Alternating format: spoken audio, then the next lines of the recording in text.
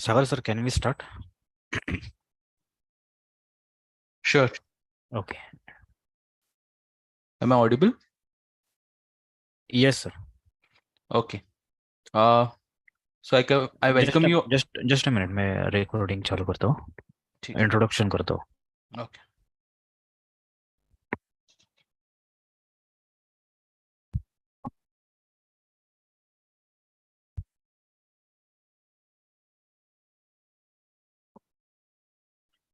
iTech India welcomes all the participants today's regional distance learning seminar series. Today's topic is advanced disease management in PLHIV and prevention of opportunistic infection. And today's speaker is Dr. Sagar Koli from PATH. We welcome you, sir, and request you to start the session. Thank you, Kiran, for the introduction. So I welcome all the participants. Good afternoon to everyone. So welcome to Regional Distance Learning Seminar Series. So in this series, today two topics will be covered. One is advanced disease management in PLHIV and prevention of OIs, that is opportunistic infection. So without wasting much time, we'll go with the presentation. So first we'll start what advanced disease management in PLHIV. So what are the takeaway points of this session will be? So we'll be defining what is advanced disease, advanced HIV disease. So the definition differs in adults as well as children who are less than 5 years of age. So we'll be having both the definitions. Then why there was a need of having this advanced disease management, and what are the components we'll be providing to the PLHIVs who will be enrolling in the advanced disease management packages. So in this PPT, we are saying that the world has missed its targets of AIDS defining deaths, which was to be less than 500,000. So AIDS related deaths was increasing till 2005, and then it was gradually decreasing. But after 2015, now it has started decreasing very gradually, like it has plateaued. So there is a despite significant decline, there was 680,000 AIDS related deaths, but our target was to achieve 500,000 deaths, which we missed. So for this, what all things we have started? The first thing is early detection. We all know early detection is a key pillar for reducing mortality. The question is why. If the patient is presenting in the later stage, we know that he'll be presenting with the low CD4 count. As a result, he'll be having more severe OIs and hence the poor quality of life. Whenever we initiate ART to these patients, there will be a suboptimal response to the ART. And because of all this, they'll have a poor prognosis, and hence it will be an increased mortality. Now, due to all these reasons, there is a high chance of increased amount of viral load. Also, there is a transmission to spouse and sexual partners will be more. This is the first part. This is the early detection. But the national program has evolved from 1995 to till date. Previously, we used to look for the CD4 count for the initiation to the ART, but now in 2016, we have treat all that has been implemented. Now, what else can be done to reduce the mortality further? The treat all policy or the early detection. What all things can be done to reduce the mortality further? Because now the graph has plotted, we need to decrease it more further. So two group of people were studied, one with the CD4 less than 200 and having an advanced immunosuppression at the baseline, and the one group which were having a CD4 count more than 200 cells per cubic millimeter at the time of ART initiation. So it was found when these two groups were compared that 50% higher mortality was seen with the patients having CD4 count less than 200 at the baseline or the advanced immunosuppression. So some package of services to be given to these PLHIV because they tend to become higher mortality. In this slide, we see that 33% of the people which have started ART in South Africa falls between CD4 less than 200 at the start of initiation. That means 1 in 3 patients starting on ART are having CD4 less than 200. Similarly, 20% of the PLHIV had CD4 less than 100, which means 1 in 5 of the PLHIV who are started on ART has CD4 less than 100. So this is an eye opener for us. Even as we compare to the overall data of the world, it may be as high as 70%. Now about the late presenter. The late presenters are not only for the lower income group, but it is also for the lower middle income and upper middle income and high income group.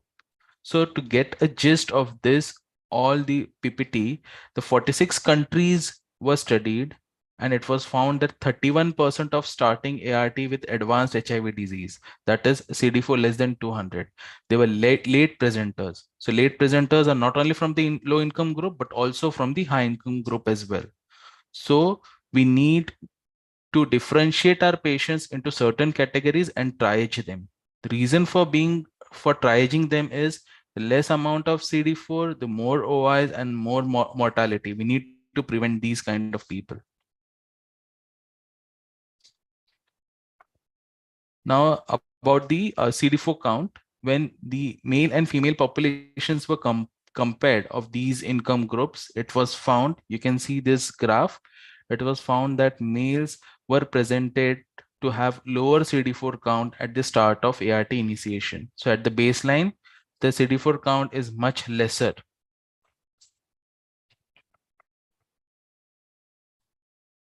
So we talked about the world. Now about the India. India has estimated 2.3 million PLHIV with the national prevalence of 0.22% in adult population. So in them, the recent estimates suggest that 30 to 40% of PLHIVs had a CD4 count of less than 200 cells at baseline. And 20% have a CD4 count which is less than 100 cells per millimeter of cube. So the patients which are coming to our ART centers for ART initiation, they already have 30 to 40% of patients already have CD4 count less than 200. So they might have OIs as well. So if we look at the median CD4 count, the median CD4 count at in 2005 was 170. So it has gradually increased. Now the median CD4 count is 274. In this graph, we do see there is an gradual increase in the CD4 count for ART initiation. But nevertheless, it is less than what is expected, below 500. So our CD4 count should be more at the time of baseline initiation. So we have done a rapid ART initiation also. So this is our India data. So patients with CD4 count less than 200 cells per cubic millimeters. There were 35% of the patients in India had CD4 count less than 200. And CD4 count between 200 to 349, we see 26% of the patients. With CD4 count 350 and 499, there is 18% of the patients, and only 21% of the patients present to our ART center with CD4 count more than or equal to 500 cells per cubic millimeter. This is at the time of ART initiation. Now, let us know what exactly we mean by advanced HIV disease. There are two definitions. One for the children who are younger than 5 years of age, and the other one is for the children who are older than 5 years of age, adolescents and adults. Now, we'll be looking at the first adults and adolescents and children older than 5 years. So, advanced HIV disease is defined as CD4 cell count less than 200 cells per millimeter cube, or who has WHO stage 3 and 4. And these patients include both ART naive individuals, that means they were not subject to any ARV drugs, and those who had interrupted treatment and returned to care. This simply means that these are LFU PLHIVs, and now they have been tracked back, and now they have been again put on ART services. So only these patients with CD4 count less than 200 and WHO staging are considered to have advanced HIV disease. Now, for the children who are younger than 5 years of age, we should keep in our mind that who are not already receiving ART and not clinically stable, only these patients are considered to have advanced HIV disease. Now, in these definitions, CD4 count at the baseline remains essential, because if we rely only on the WHO stage 3 and 4, there are a number of PLHIVs which we will miss, but those who will have very much decreased immunosuppression. Now, regarding the mortality, if the CD4 count is decreased, they have a high risk of having OIs, that is opportunistic infections. Also, chances of getting iris is more.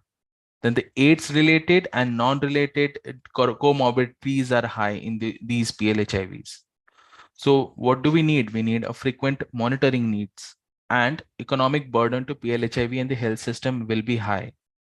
We need to track them. We need to trace them. The counseling session should be more to these patients, and it should be a focused counseling session.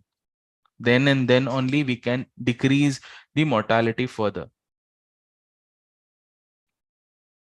Now here we can see the causes of the mortality. This slide can be divided into two parts. One, the upper part, we see the adults related deaths, and the lower part, we see the children related deaths. Definitely the AIDS related deaths is common in both adults and children. But in the adults, you can see the causes are different, and the children's, the causes are different. So moving on to the next slide, the adults, the causes of mortality is tuberculosis, severe bacterial infections, cryptococcal meningitis, toxoplasmosis, and PCP. In the children's also, TB is the leading cause, tuberculosis, severe bacterial infections, but here PCP, the diarrheal diseases, malnutrition, and wasting.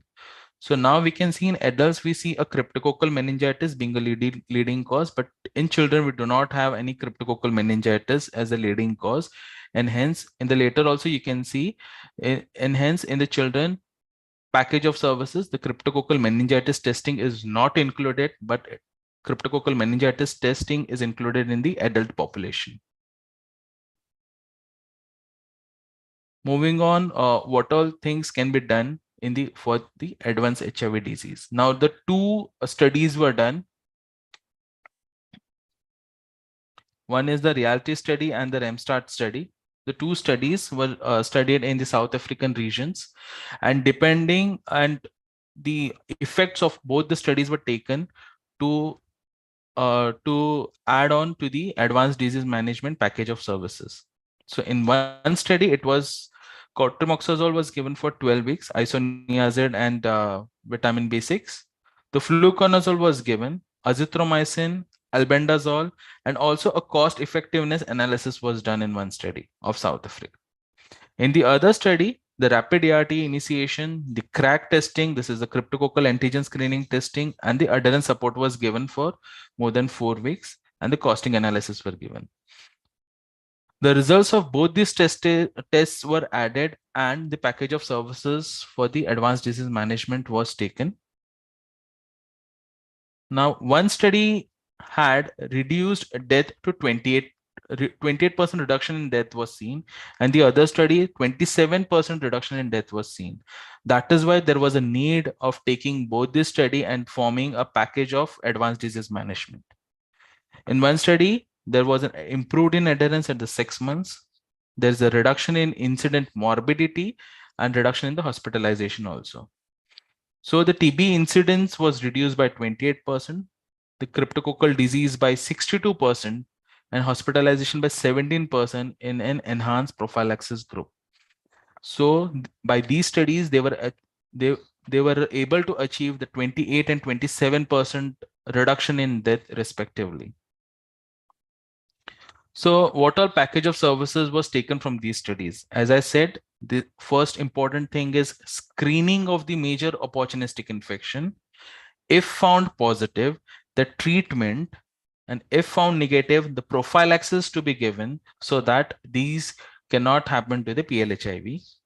Second is the rapid ART initiation, and third is intensified adherence support. So all these three things were clubbed into the package of services. Now, what is the aim? Again, the aim of this package is to reduce the morbidity and mortality among the patients with ADM. So the benefits of the interventions has been already been demonstrated in both the studies. So because of these benefits, they have been included in these packages. Now, what are the components? There are totally 5 components. First is screening of active TB disease. As we saw, TB is a leading cause in both adults and children. Definitely, then screening for the active TB, which we all do in our ART center. Forest screening, we all do at every step or every cadre at ART for every patient at every visit, which is very important. And the prompt initiation of anti-TB treatment if they found to be positive for the TB disease. If it is 4S negative, then again IPT or TPT is indicated, isoniazid preventive therapy, or it is called as TB preventive therapy in NTP. So this was for the TB disease. Now, second thing is systemic screening for cryptococcal antigen. This fungi, Cryptococcus, it is if present in the blood, can reach the brain, can penetrate the blood-brain barrier, and can affect the brain. That is why screening of the cryptococcal antigen is must. Fluconazole preemptive therapy for cryptococcal antigen positive people without evidence of meningitis. That means if the serum for this fungi is checked, it is positive, but the CSF is negative, indicating they do not have meningitis. The fungi has not yet penetrated the brain, but it is present in the blood itself. Third is screening for cotrimoxazole prophylaxis. Fourth is rapid ART initiation once the risk of iris is assessed. And fifth is adapted adherence support and intensive follow-up. As I said, a focused counseling is important. Not only counseling, but the follow-up is also important. These patients, like I said, have high risk of morbidity. They may not come to your ART centers. They may be bedridden or seriously ill. So various mechanisms can be adapted to have the adherence support and intensive follow-up. We'll have these things in much detail later. So one by one we'll go. First is about screening and diagnosis. Here, again, as I said, 4S screening is done for each and every patient at each and every step or the cadre and each and every visit. So this is nothing new. So if sputum is subjected, now this is a test, TB lateral flow lamp, lipoarabinomannan test, is to assist the diagnosis of the active TB. Now, as of today, it is not currently available in the program. But yes, it if available, it is to be subjected to the patients with CD4 count less than 200. That is the ADM patients, advanced disease management patients, or the seriously ill patients. It is given to adults as well as children. But the cryptococcal antigen screening, again, not available in the program as of now, for CD4 less than 200 to be given only to adults and adolescents. As I said, in the children, it is not the leading cause and it is not available for screening in the program for the children. For the prophylaxis, we do have cotrimoxazole prophylaxis, a TB preventive treatment. It is nothing but IPT, isoniazid therapy, and the fluconazole preemptive therapy for crack positive people without evidence of meningitis. Serum crack positive, but CSF crack is negative. So cotrimoxazole, again, less than 350 cells per cubic millimeters. We all know less than 350 cells per cubic millimeters. These all patients to be given cotrimoxazole therapy. TB preventive therapy, again, a 4S negative patient to be given. No active TB should be there, no 4S positive. If found 4S positive, to be subjected for TB testing. And fluconazole, as I said, It is not available for children, not applicable, as screening is not advised. For the ART initiation, we need to have a rapid ART initiation for both adults and adolescents and children. We'll be talking in much detail about it in the subsequent slide. We need to defer initiation if any clinical symptom suggestive of meningitis. It may be cryptococcal meningitis or TB meningitis. Adherence, adapted adherence support, a tailored counseling, a focused counseling should be given to ensure optimal adherence. Like it may include home visits if feasible. It can be done by the ORW as well. This is the flow chart of the identification enrollment of PLHIV for advanced disease management. It is given in our technical guidelines as well. The flow of the patients is similar to the flow of the ARTs, PLHIV visiting the ART center, like CCC, counselors, staff nurses, and medical officers. So we'll be going in detail part. So if the PLHIV visits the center, the care coordinator, there is a 4S TB screening. Definitely this 4S screening will happen at each step. The counselors again will assess if the children is less than 5 years and not stable on ART. That means he is eligible for ADM package. He'll assess the 4S symptoms plus any other signs which suggest he's having any other OIs like headache, difficulty in breathing. He'll check his CD4 count. If it is less than 200, definitely this is a baseline CD4 count which suggests that patient need to be enrolled in ADM, and the viral load more than 1000. So we do not do viral load at the baseline. So these viral load more than or equal to 1000 copies, these is for the patients who had interrupted in treatment and now they have been tracked back. Staff nurse will again do a 4A screening, and the other symptoms like hemoptysis, headache, unable to walk, but again she'll be assessed for the serious illness like temperature 39 degrees or more. This is fever, whether that person is having fever or no. This is the signs of serious illness. The respiratory rate more than 30 per minute, the heart rate more than or equal to 120 beats per minute, and SpO2 pulse oximeter less than 90%. Now the nurse feels that the patient should be enrolled in ADM package. Here, the medical officer will confirm the signs of serious illness, which was assigned by the staff nurse. And after having a confirmation, he'll be having enrolled under ADM package. He'll also see for the signs of the cranial nerve involvement. If any signs of cranial nerve involvement is there, then definitely that person needs to be referred to the higher institution or the appropriate center. It can be a ART plus center or the COE. So again, according to the definition, if the CD4 count is less than 200, WHO stage 3 or 4, or children less than 5 years and not stable on ART, if any of these is found yes, then they'll be enrolled in ADM, that is advanced disease management package, and all these package of services will be provided to them. If he do not have any of these, he do not fall in any of these criteria, then the provided package of standard package will be given to him, and he'll be referred to nurse for ordering investigations and tagging of white cards, which we all do routinely in our ART centers. So to have a gist of it, we need to screen all the PLHIV regularly to identify whether the patient falls in the advanced HIV disease category or not. Apart from this, we also have to see for the serious illness, signs of serious illness. Like I said, temperature, respiratory rate, heart rate, unable to walk unaided, and whether he had an altered sensorium, seizures, paralysis. This might be a alarming sign for us, and it might have a serious effect on the patient, as it is a sign of focal meningitis sign, which indicates he might also have a cryptococcal antigenemia. MO should assess the patient for serious silent threat. If present, patient should be referred to the specialist or the tertiary care center.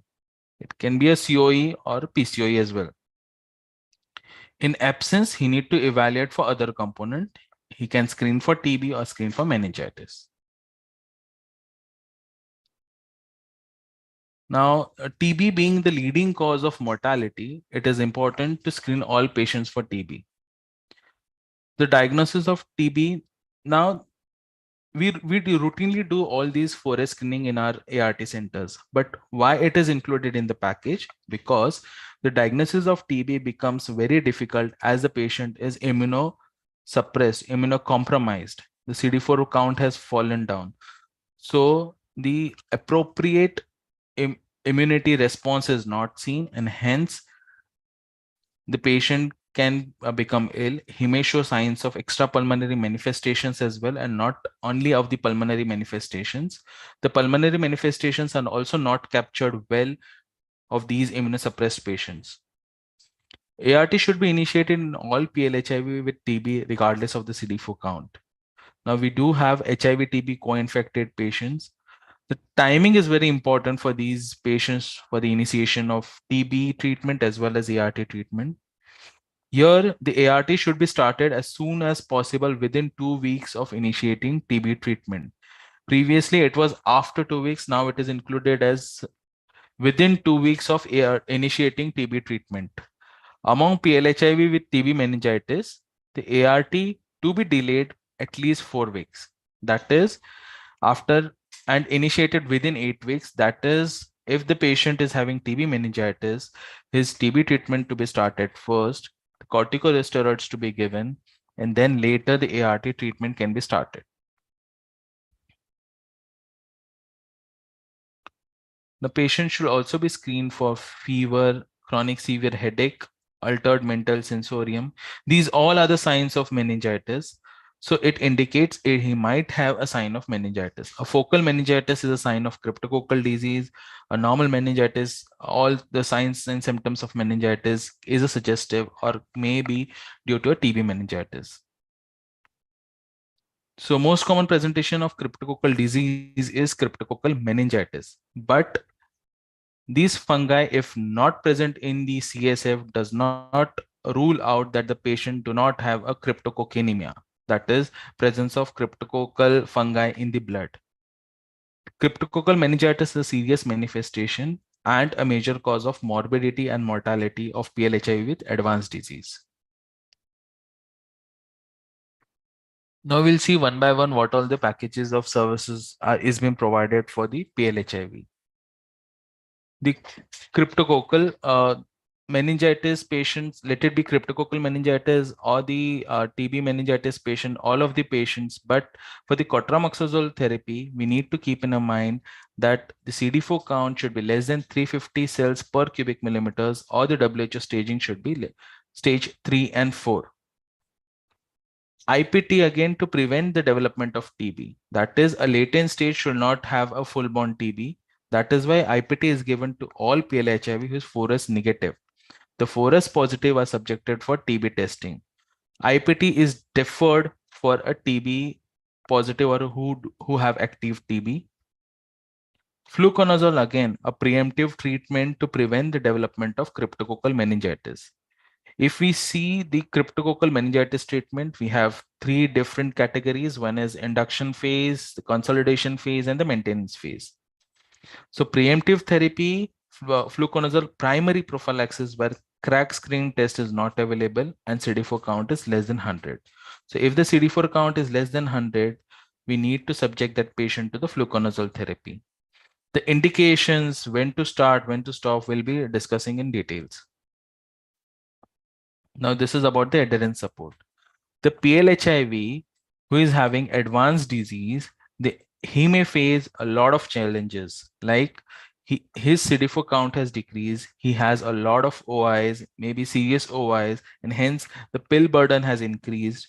There'll be a lot of drug to drug interactions also. He may face some side effects, minor and major side effects. The morale has already gone down. He has to bear the travel cost and expenses.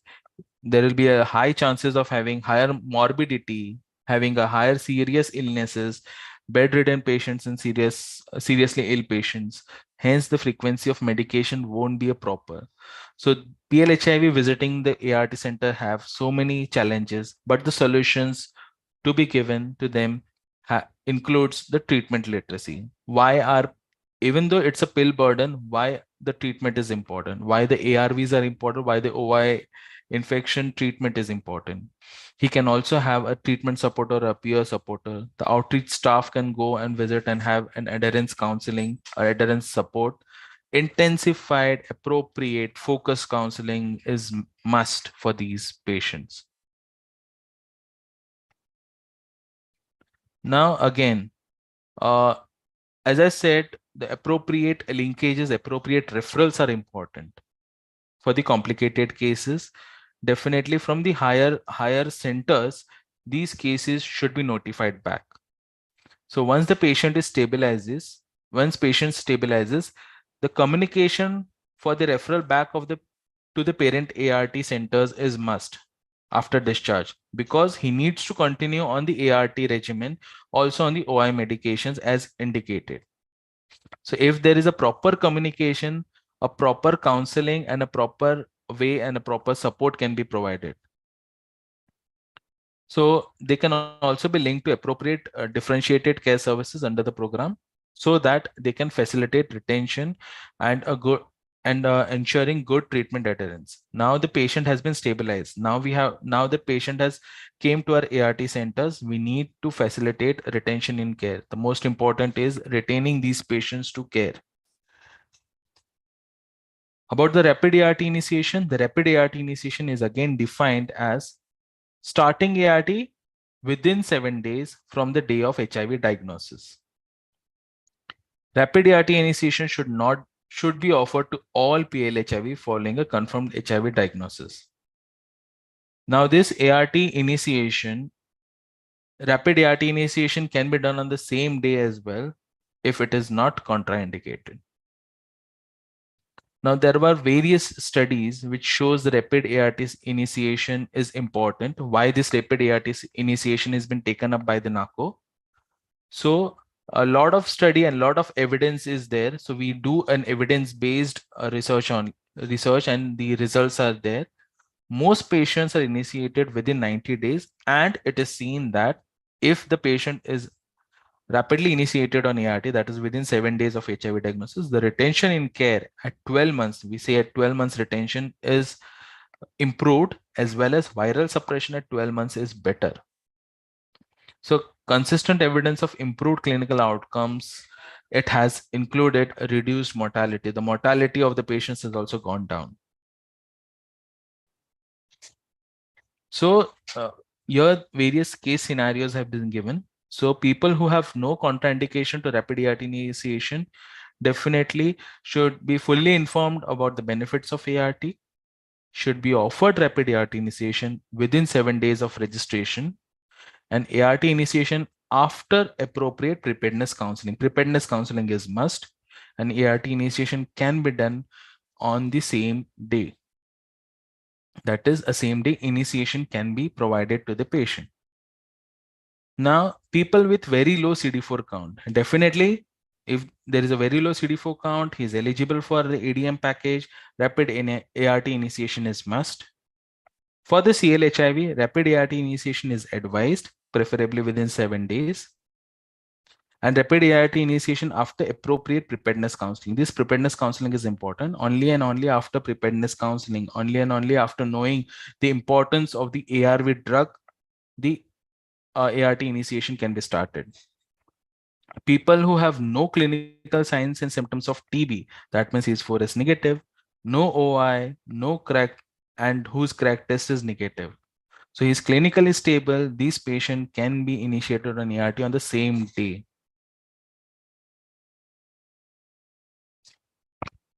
Now, people with advanced HIV disease require closer follow-up, adaptive support, the initial period for receiving ART. Now, why they need this close follow-up? Because they already fall in this advanced HIV disease. CD4 is low, increased chance of morbidity and mortality is high. Their morale has gone down.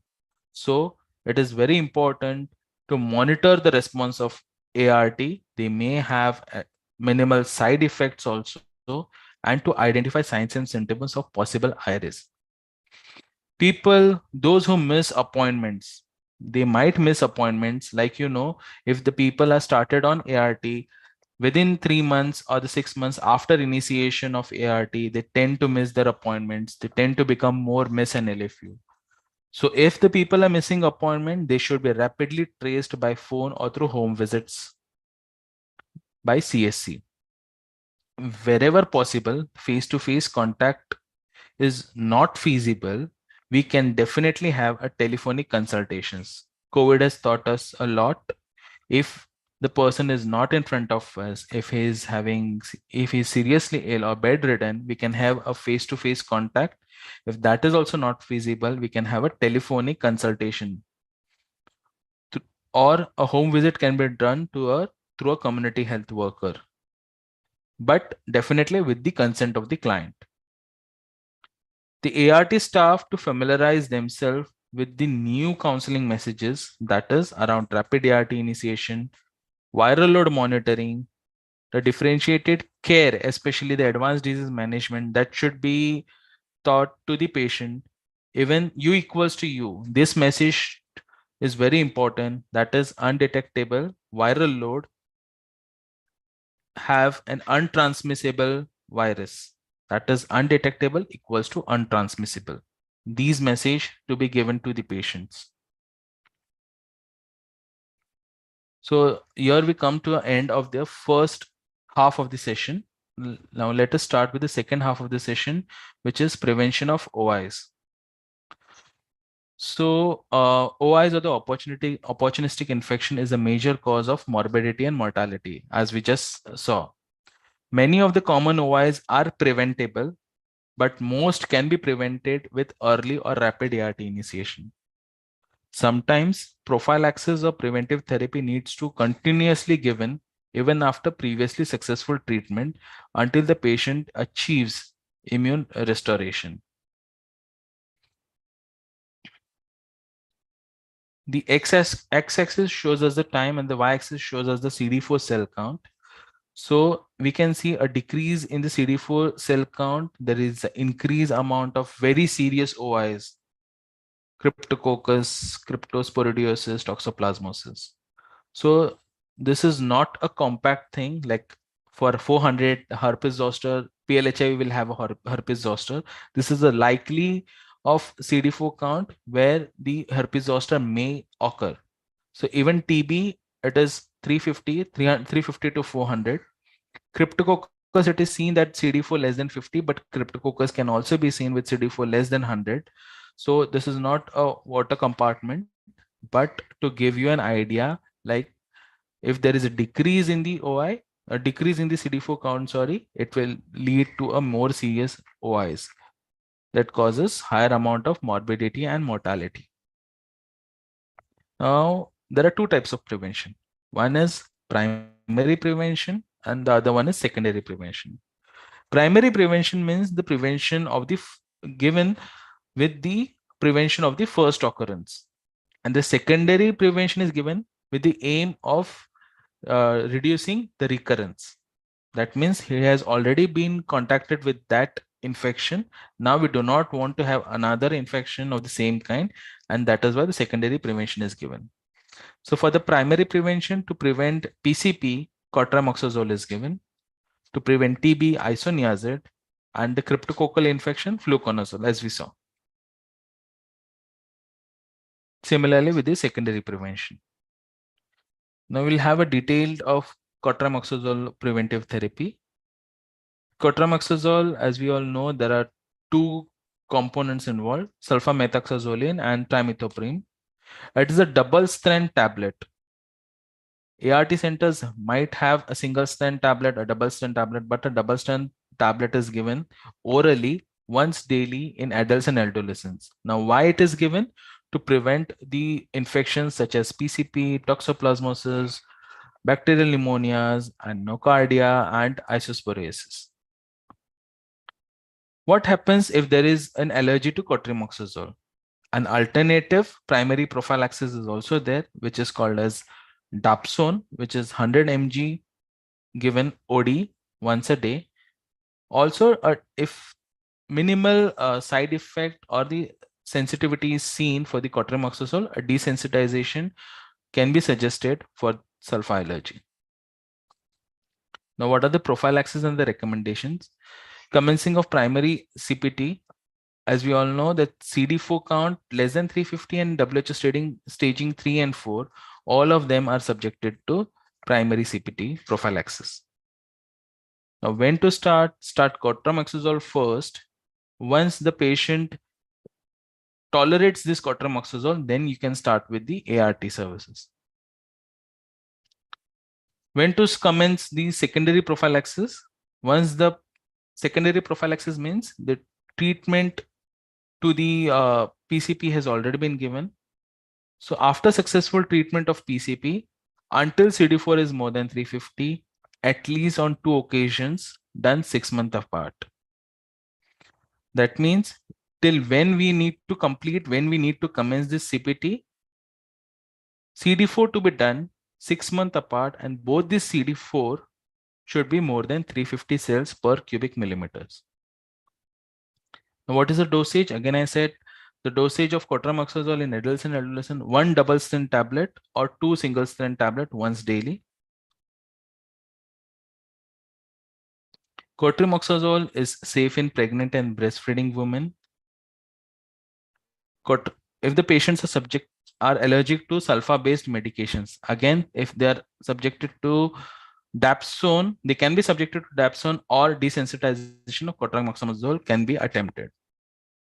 There is no specific laboratory monitoring. Now, discontinuation criteria, as I mentioned, CD4 count 6 months apart to be done, and both the CD4 count should be greater than 350.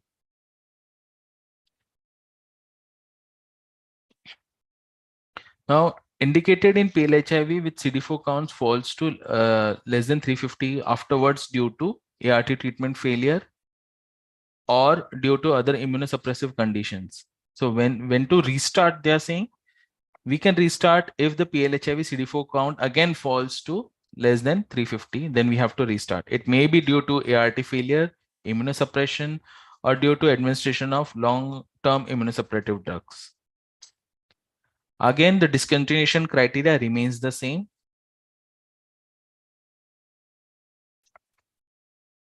Now, cotrimoxazole desensitization. If the patient reports a history of hypersensitivity to sulfa drug, start him or her on a desensitization regimen. So desensitization regimen to be attempted 2 weeks after the non-severe reactions. Here, the grading is very much important. If the hypersensitivity to this drug to be graded first, grade 1, 2, 3, 4, and grade 3 or less, these people are only subjected for desensitization.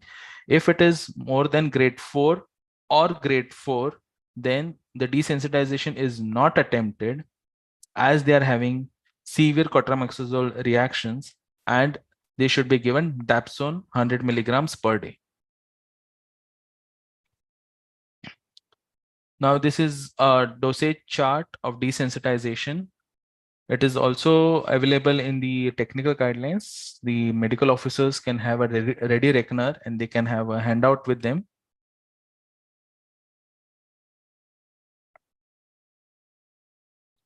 Now, about the indications, when to start cotrimoxazole in children. So, all HIV exposed children, HIV exposed means they have not yet been identified as HIV positive. That means the patient whose 18 months test is pending. So it should be started from 6 weeks of age. It should be continued till a negative antibody test at 18 months result is there, regardless of the ARV initiation. If the child is infected, then it needs to be continued till 5 years of age, and after 5 years the adult criteria for initiation is taken care of. That is CD4 more than 350 cells, and 6 months apart the CD4 should be more than 350, then only it should be discontinued. Otherwise the CPT prophylaxis will be continued. Again, all HIV infected children more than 5 years of age. When to start? we need to check the CD4 count and WHO staging. When to discontinue, the criteria remains same. As the secondary prophylaxis, after completion of the treatment of PCP, we need to start on cotrimoxazole therapy. So there are two group of patient, one less than 5 years, we do not have to stop, we need to continue. And if the child is above 5 years with a WHO stage 1 or 2 and CD4 count more than 350 on 2 occasions, the discontinuation remains. This is about the PCP prophylaxis. Again, a ready reckoner to be given so that the suboptimal dose is not given to a child. Now about the cryptococcal disease. Cryptococcus is a fungi. Cryptococcal meningitis is diagnosed through CSF. It is meningitis, that is why a CSF diagnosis is important. If the cryptococcal fungi is present in the blood, it is fungemia, and cryptococcus is positive, which is known as serum crack is positive. That is how, if serum crack is usually positive in both meningeal and non-meningeal infection. Serum crack may be present week to months before the onset of symptoms. That is, the fungi first comes to the blood from the lungs, and fungemia can be seen, and hence if the blood is checked, the serum crack will be positive. But if the cryptococcus fungi do not penetrate the blood-brain barrier and do not go to the brain, his CSF can be negative. That is why it is said serum crack is usually positive in both meningeal if it penetrates the brain, and non-meningeal if it is not yet gone to the blood-brain barrier. A positive serum crack should prompt a lumbar puncture to rule out meningeal disease.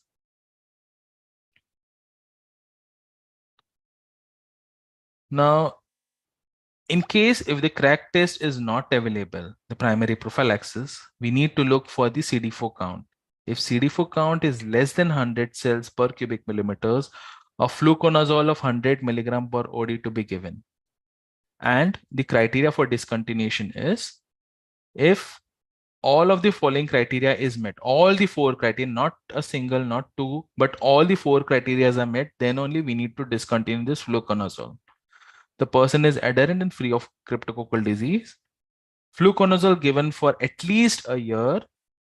CD4 count, which was less than 100, now it is more than or equal to 100 cells per cubic millimeters, and the viral load is suppressed. That is less than 1000. Now for the secondary prophylaxis, it is recommended after 2 weeks of successful treatment.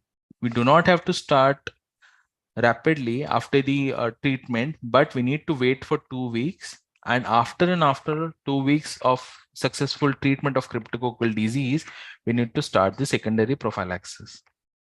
There is a 8 weeks of, as I said, there is a consolidation phase. First, the induction phase will be there. Then this is followed by consolidation phase. And then it is followed by the maintenance phase. So it is secondary prophylaxis is also known as the maintenance therapy in case of cryptococcal disease. Dosage will be fluconazole 200 milligrams daily. In the primary prophylaxis, it is given as 100 milligrams daily. In the secondary prophylaxis, it is given as 200 milligrams daily for adults. And the children, it is 6 milligram per kg per day. The criteria for discontinuation remains the same. That is, if all the criteria is met, adherent to ART, free of cryptococcal, 1 year of maintenance therapy, CD4 count increases to more than or equal to 100, and suppressed plasma viral load. Now, TB preventive therapy, which is commonly known as TPT or IPT, isoniazid preventive therapy.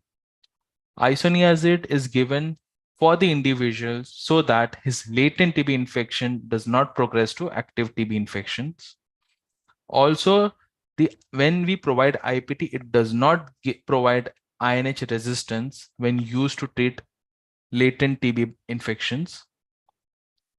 Isoniazid is most effective and mycobactericidal TB drugs, which protect against progression of latent TB to active TB. That is why it is given. In latent TB, the mycobacterium are fewer in numbers and are dividing slowly, hence resulting in an extremely low risk of selecting drug-resistant mutants. So there was a myth previously, like if we project the patients to isoniazid, a single drug, they may fall into a drug-resistant TB. But this is not so because the bacteria are dividing very slowly and the risk of having the drug-resistant TB is less. All adults and adolescents who are 4S negative, the IPT to be given. 4S positive to be subjected to for the TB testing, and active TB person should not be given this IPT. All children's living with HIV more than 12 years who are 4S negative. So children more than 12 months to be also given IPT. For the infants who are less than 12 months, but with the contacted with the TB person and who are unlikely to have an active TB. So we have ruled out that the infant do not have an active TB, but only is in contact with a TB person, that infant to be given IPT, that is TB preventive therapy. If you have any doubt with the TB status of the patient, please defer IPT. IPT to be delayed only and only for the TB negative patients or 4S negative patients, we need to give IPT. So what are the contraindications? Like I said, active TB diseases, the hepatitis, active hepatitis, signs and symptoms of peripheral neuropathy. If there is any contact with the MDR TB case, that is a drug resistant TB. It is said that drug resistance, RIFA resistant TB, if the person is having a RIFA resistance, he'll be having an isoniazid resistance. So there is no point in giving isoniazid to these patients and to the patients who have already completed drug resistant TB treatment. Now about the evaluation or the follow-up. The patient should be evaluated for any signs of liver disease, yellowness of the eyes, any neuropathy, any tenderness in the right upper quadrant. If possible, we can have a liver function test done. But if the liver function test is not available with us, we should not delay with the initiation of IPT in asymptomatic patients, that is for S negative patients. Now, what regimen is available in India? In India, isoniazid 300 milligram with pyridoxine 50 milligram per day to be given for 6 months. Now, for the ART centers, some of the ART centers were complaining of not having pyridoxine 50 mg, or they were not having pyridoxine completely at all. For these patients, isoniazid to be given, it should not be deferred. It should not be the reason. If pyridoxine is not available, that is why isoniazid were not given. It should not be the case. Isoniazid 300 milligrams for 6 months to be given to the patients. Alternatively, you can also prescribe multivitamin or B complex formulation to these patients. This is a chart which can be kept as a ready reckoner for the children. So about the IPT follow-up, all 4S negative should be assessed by SMOs or determine the eligibility. Again, the IPT to be given both on ART and pre-ART patients. Whenever you feel that the patient is 4S negative, you can start at that point IPT therapy to them. IPT drugs must be provided on the monthly basis, like we provide the ARV drugs, 30 days to be given. Again, the 4S screening to be done at every step in every cadre to every patient at every visit. Suppose a person is on IPT and he becomes 4S positive during the course, he should be investigated for the TB, and if found TB positive, IPT should be stopped and the TB treatment should be initiated. The reason for giving IPT is the latent TB should not be an active TB. Now the person has already contacted an active TB. There is no point in giving a single drug therapy. He should be given a full drug TB treatment. Now, special situations, patients previously treated for TB. Again, the infection has already been infection has already been contacted with the patient. Now, point of giving IPT is for the secondary prophylaxis. He should not be contacted with TB again. That is why all CLHIV and PLHIV who have successfully completed the TB disease earlier, treatment for TB disease earlier, should receive isoniazid for 6 months. Now, can we give IPT with ART? The answer is yes. The combined use of IPT with ART is recommended, regardless of previous TB treatment, immunosuppression, pregnancy. ART should not be delayed while starting or completing a course of IPT. Previously, there was a gap between the ART and IPT, but now there is no gap as such between ART and IPT. If found 4S negative, IPT can be started. A pregnant woman living with HIV should not be excluded. And isoniazid is safe in pregnancy, also with the breastfeeding patients. If baby is born to a microbiologically confirmed TB mother, then we need to assess newborn for active TB. Now, how you'll assess? There are some specific, non-specific features suggestive of neonatal TB, which includes fever, low birth weight, hepatosplenomegaly, feeding intolerance, irritability. If the baby shows any of these signs, there is a query of having TB. You need to assess baby further. If the infants age less than 12 months living with HIV who are in contact with a TB patient and who are unlikely to have a TB cases, that means he do not have TB. He has only been contacted with a TB patient. He is infant less than 12 months. Guidelines suggest he should receive a TB preventive therapy.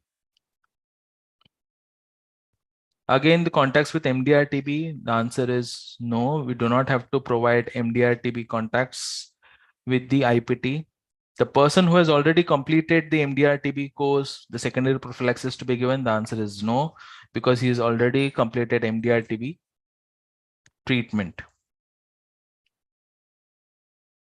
If the patient has not received anti-TB treatment in the past and has taken IPT for less than a month, then provide the patient with treatment for as a new case. If the patient has received anti-TB treatment in the past, or if the patient has taken IPT for more than a month, then retreatment regimen to be given. So what is this retreatment regimen? It will be in the next slide. If the patient is found to have a DRTB, refer the patient to the DRTB center. Now these are the scenarios. If the patient has taken IPT for less than a month in total and discontinued for any other reasons, then we need to have an adherence counseling. We need to address the reason for discontinuation, conduct intensified case finding, and if asymptomatic, restart INA afresh because he has taken IPT for less than a month. So we need to ensure that he has completed a 6 months course. But for a patient who has taken IPT for more than a month, the patient has discontinued IPT for less than 3 months.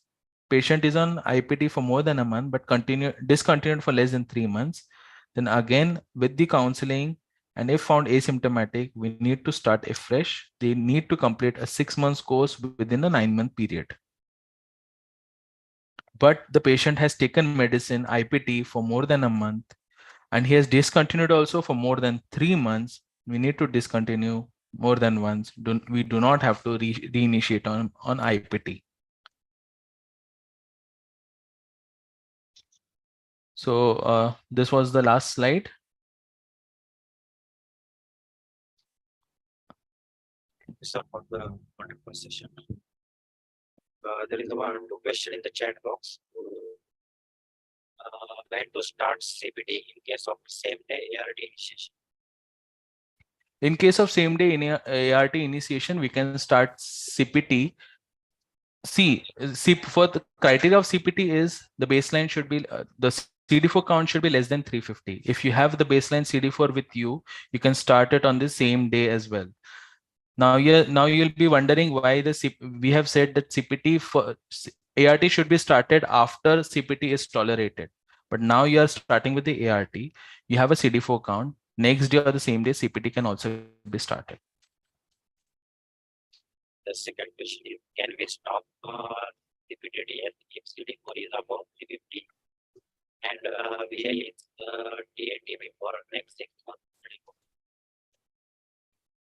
Can we stop CPT if CD4 is above 350 and VL is TND before next 6 months CD4? The answer is no, sir. The discontinuation criteria is we need to have two CD4 counts 6 months apart, and both the CD4 should be more than 350.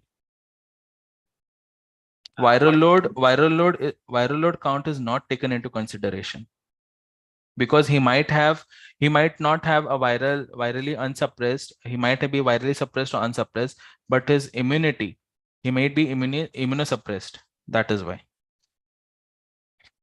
Participants are requested if you have any question with the telephone, you can ask the question. So your voice is not clear. Hello. Participants are requested to unmute their mics and ask the question if you have any question.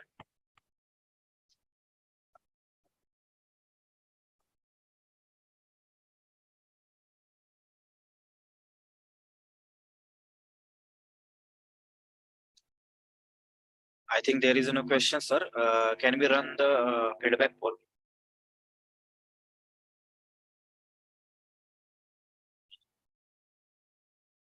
Hello. Hello. Sir, can we run the feedback? Feedback has already been given in the. No, I'm just asking. Yes.